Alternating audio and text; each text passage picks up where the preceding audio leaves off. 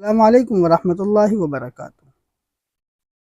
قرض کی ادائیگی، رزق میں وسعت اور امن و امان حاصل کرنے کے لیے ایک قرآنی صورت، قرآن کی ایک صورت لگ بھگ 4 آیتیں اس کے اندر ہیں اور اکثر لوگوں کو یاد ہوتی ہے، بلکہ اکثر نہ کہا جائے سارے ہی لوگوں کو یاد ہوتی ہے، یہ زیادہ مناسب رہے گا کیونکہ مومن کے بارے میں اچھا گمان رکھنا بھی ایک نیکی کا کام ہے، اچھا کام ہے۔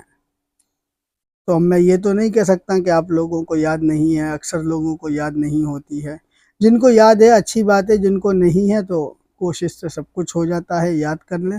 آپ 14 انکوں کا 16 انکوں کا بینک اکاؤنٹ یاد کر لیتے ہیں، 10-20 آپ کے پاس ATM کارڈ ہوتے ہیں، اس کے پاسورڈ آپ کو یاد ہوتے ہیں۔ یہ بھی ایک 4 آیتوں کی صورت ہے، اگر یاد نہیں ہے تو یاد کر لیں، لیکن اس سے زندگی بہت سکون کی ہو جائے گی۔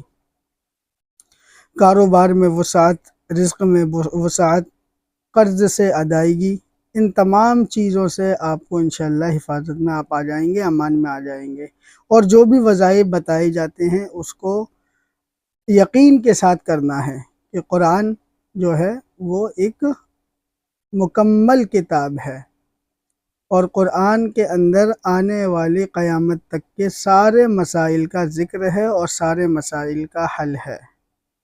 اور اس سے پہلے ویڈیو میں بتایا ہے، وہ دعا جو بتائی گئی تھی آپ کو، اس کے اندر بھی بتایا ہے کہ قرآن کے ذریعے میرے رنج و غموں کو دور کر دے۔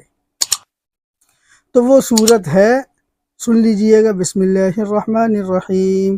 لإیلاف قریش ایلافہم رحلۃ الشتاء والصیف فلیعبدوا رب هذا البیت الذی اطعمہم من جوع وآمنہم من خوف۔ اس وظیفے کا جو وقت ہے اور اس کی تعداد ہے وہ اور سن لیجئے گا مختصر سا۔ اس وظیفے کا بہتر وقت نماز فجر سے لے کر کے طلوع آفتاب تک اس کا بہترین وقت لکھا گیا ہے، بتایا گیا ہے، اور عصر کی نماز سے لے کر کے مغرب کی اذان تک، غروب آفتاب تک 11 مرتبہ تو کم سے کم پڑھ لینا چاہیے، اور 40 مرتبہ پڑھ لیں تو بہت اچھا رہے گا، اور اگر ضرورت زیادہ ہو تو 100 مرتبہ پڑھ لینا چاہیے۔ اس بات کا خاص خیال رکھیں، 11 مرتبہ درود و شریف شروع اور آخر میں پڑھنا چاہیے۔ انشاءاللہ قرض کی ادائیگی ہو جائے گی، رزق میں وسعت بھی ہو جائے گی، برکتیں جو لوگوں کی شکایتیں ہوتی ہیں، گھر میں بے برکتی ہے، رزق میں بے برکتی ہے، کاروبار میں بے برکتی ہے، اس طرح کی تمام شکایتیں اللہ کے فضل و کرم سے، اس کے احسان سے دور ہو جائیں گی، اور خاص کر کے آپ کو ایک امن حاصل ہو جائے گا، کیونکہ اس کے اندر جو 2 باتوں کا خاص کر کے ذکر کیا گیا ہے، اس کے اندر ہے الذی اطعمہم من جوع۔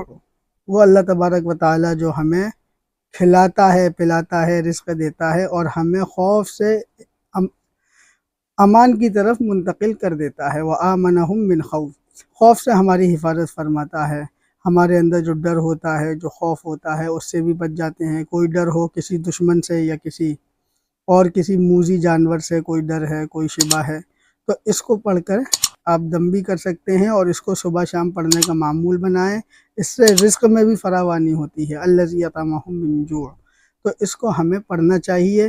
یہ 4 آیتوں کی ایک صورت ہے، 30ویں پارے کے اندر موجود ہے، سبھی لوگوں کو یاد ہوتی ہے۔ بتانے کی بات تھی کہ آپ کو وظیفے کے طور پہ بتا دیا جائے تو بتا دیا گیا کہ اس کو صبح شام 11 مرتبہ، 40 مرتبہ یا 100 مرتبہ پڑھ لینا چاہیے۔ جس کو اللہ نے جتنی فرصت دی ہو، جتنی اپنی رحمتوں سے، اپنے وقت سے نوازا ہو، اسی حساب سے اس کو پڑھ لینا چاہیے۔ اس کو آگے ضرور شیئر کریں، مجھے دعاؤں میں یاد رکھیں۔ السلام علیکم ورحمۃ اللہ وبرکاتہ۔